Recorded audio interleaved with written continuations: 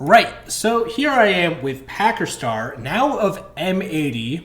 You may have seen Packer previously on any number of top tier 2 teams, such as CL for Life, qualifying to the Montreal Major, or reality TV, or Karn & Co. He's done a lot, and he's consistently proven to be at the tier 1 level when not there. And here we are again with Packer joining M80.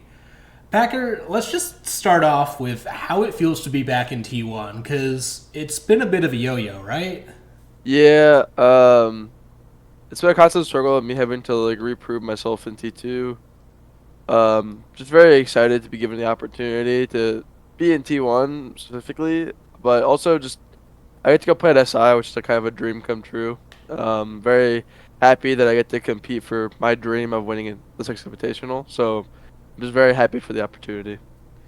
Yeah, and to join an organization like M80 with, Spoit and Gunner and Diffuser, these are all major winners. What's it like playing with these guys, and how did you end up on the team after CL for Life, which we'll get to a bit later? It's just fantastic playing with like players as talented as those three. It makes the game a lot more simple, in the sense of like you don't have to you don't have to do as much for them. You just kind of want to enable them, put them in the best situation possible and what they're comfortable doing, Yeah. and they'll make the right plays majority of the time when game winning plays, and they'll just like you'll just see some crazy stuff sometimes, like just insane stuff. So it's just great to be a part of a team like that, and I'm just very excited to get to compete with the big stage with them. Yeah. And so Uh, how did... Oh, keep oh, going. I was gonna say, and then to your second point of like how did I get on the team? After the major, I was kind of just chilling, waiting for to see what happens because I didn't really want to start scrimming with CL when didn't really know everything that was gonna happen. And then I got a text one day from I believe it was Boo Boo and Vivon, Vivos, the coach of Amity, where they wanted me to join a call and talk about everything, and I got the call up. Basically, a few days later, I got sent the contract, and at the time, I didn't know Gunner and Diffuser were joining. But it ended up with the acquisition that they were gonna end up joining. So I was very excited to get to start working with them. Yeah, and so were you aware that like the Beast Coast acquisition was in progress during this time, or was that kind of like a surprise after you had already joined M80? It was brought up a few days after I joined. I didn't really Okay. know originally when I joined, but it was brought up a few days after. So once that started happening, it was kind of just a waiting game a little bit to see if that like happened before or after invite. Okay. And so I want to ask, because you kind of mentioned that you weren't really scrimming with CL for Life after the major. hmm Were there no pro league offers for you guys as like a five after Montreal? Like, was there no interest Um, from existing orgs or not like new in the orgs? scene, not in the scene currently. But we did have some offers from like orgs outside the scene. But we also had those before the major. But we decided not to sign with them because we didn't know what was gonna happen after, and especially because of the rumors and stuff of like next year is gonna be a whole new system for Pro League. So you didn't Okay. want to sign to like an org that necessarily wasn't in the system and then be screwed out of being in the system. Okay. Yeah.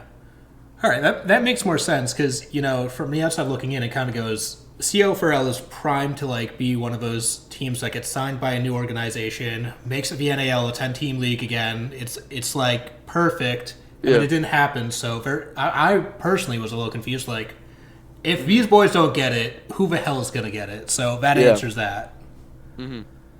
I do want to ask about Adam because Mhm. I heard that he was supposedly going to join you here on M80, but Yeah. then now he's on Unwanted, and you have either Gunner or Diffuser, whichever one it was going to be, uh, here in his place. Why make Mhm. that change, and like, how the hell did that happen?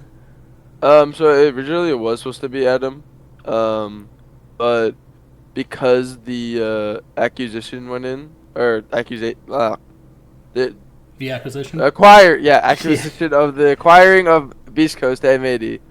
The decision was made to bring in Diffuser and Gunner because they were on the previous roster and it just the roles kind of fit.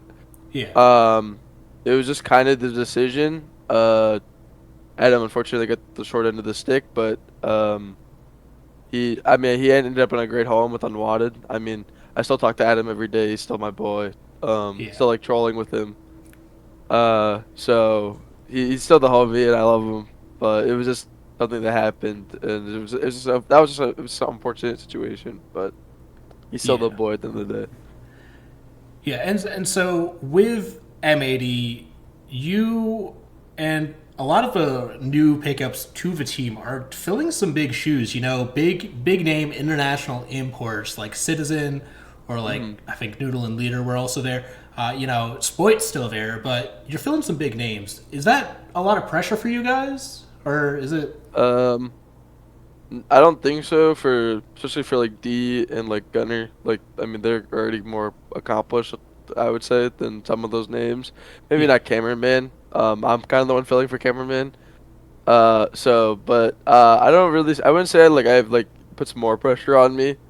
Um, I don't really feel any pressure for like the accomplishments because like I'm replacing him. I just kind of feel like I have the opportunity and the goal that like and pressure on myself as a person to make sure that I'm doing as much as I can possible right. to make sure that we're all in the right spots, we're all doing the right things, we're making sure to win, like making sure that we're doing the right strategies, like that type of stuff, making sure we're getting good reps in practice. Because at the end of the day, like I'm not really worried about like the shoes of another person. I just want the best things for the team and the organization to like so that we can reach a trophy. Because that's all I care about, and that's the most pressure that I put on myself for. Yeah, and so it sounds like from your answer there, Mhm. you're the IGL slash shot caller for this team, then. Yeah, yes. I'm more of a like IGL shot caller. Sean or Gunner helps a lot with that too because Okay. he does a lot of lurk plays and like because of his lurks he can call some pushes and stuff and he's like, hey, let's get into these spots based off like what space he's taking, and he makes very great calls. But I would say it's mostly me and him are just kind of the two people that do the main calling. Okay. Yeah. Yeah. And so, how much time have you had to practice? Because that's something that I've had questions for both you and Unwanted. Because this Um, was kind of a surprise acquisition. yeah. So the acquisition happened at the end of was it January or sorry, the end of December. So like we had or sorry, beginning of December. Yeah, I Um, think so. we had like the beginning of December. We've like scrimmed a little bit. Scrimmed probably like 2 weeks ish, and that was kind of like our testing time where we were just we had like minimal strats, just trying to like see the waters, and then like maybe we would run some crazy strats, just to get like just to see if Yeah. they would work. And then we basically started most of our like serious practice in like January where we'd get on early and like do all this type of stuff. Okay. Just cause like Christmas break, we didn't really want to put too much on ourselves. We just wanted to more see like the fit and build team chemistry. I feel like the best way to build team chemistry, or like when you're first starting out with a team, is not really doing like heavy strats because like you just want to be able to like make micro plays with each other, get the understanding of what people like doing, where they like playing, and then you can make strats based around the beginning stages.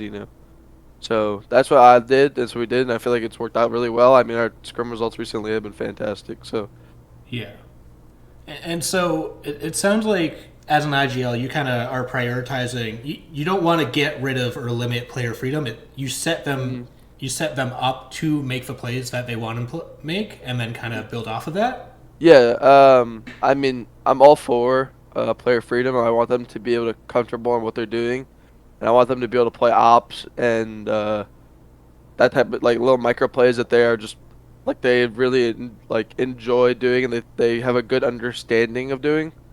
I just don't really want to put players in positions where they're just not comfortable and stuff. Like I will always, as a player, I've always built my game personally around being flexible and being able to do multiple things.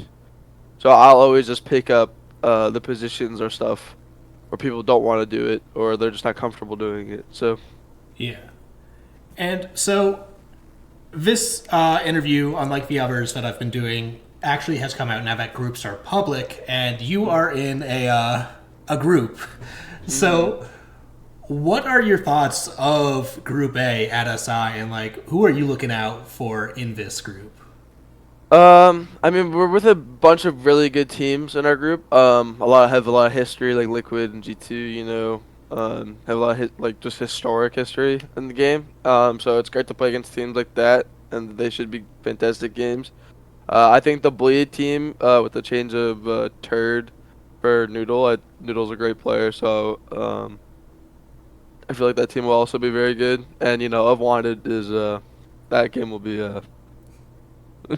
that It'll be game will interesting. be it'll be interesting. Me and Adam, and then Beast Coast and M80 with this whole thing. So I mean, it'll be fun. Me and Adam will troll each other probably in the game, probably type to each other a little bit. A little bit of yelling, I'm assuming. A little bit of yelling.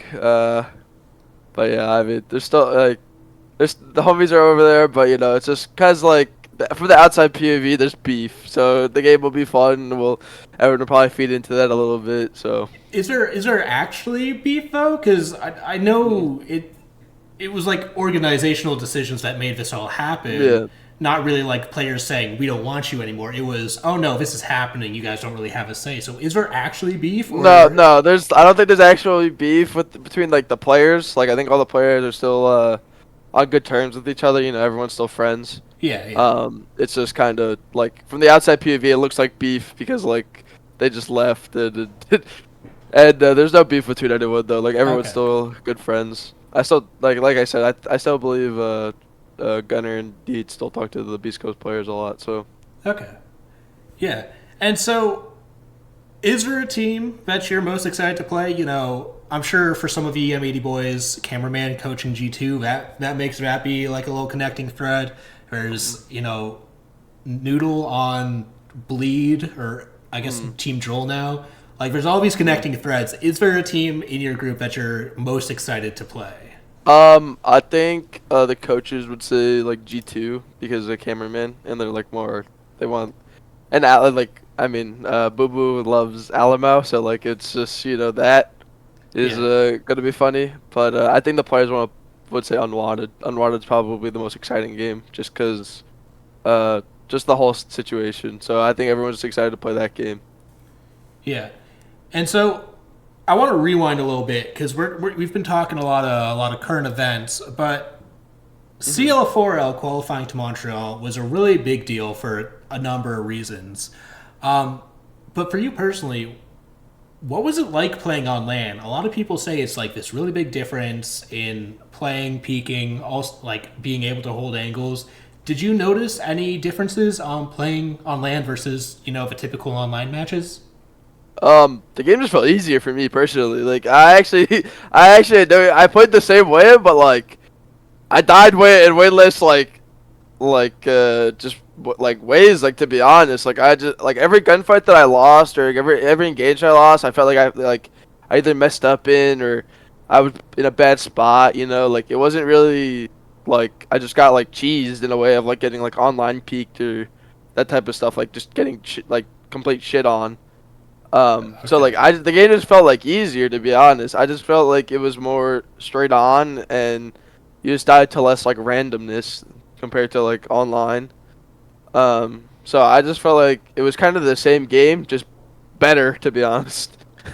Yeah, and so when you say like cheesed by like online peaks and everything, so it's more like peaking is reactable more, Yeah, or yeah. okay, So like you still have peeker's advantage by peeking, right? But it's way less. So it's like if I like am I holding an angle like I can still easily kill you like unless you first bullet me. It's not like okay, you're gonna get like 3 to 4 bullets off before I'm just dead. yeah, yeah, So So it's literally like you can still first bullet me, you still have peeker's advantage, but it's way less likely that you're just gonna get like completely smoked.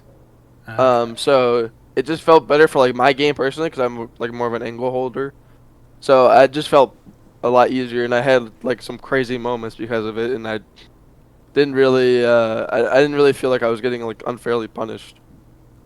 Yeah, and so this was also your first experience, unless you're counting like Los One in the NAL. This was Mm, kind of the your first experience playing those international styles of like European Siege, APAC Siege, Brazilian Siege. yeah. What was it like playing against those styles? Was it this big difference, or was it, not that Not, bad?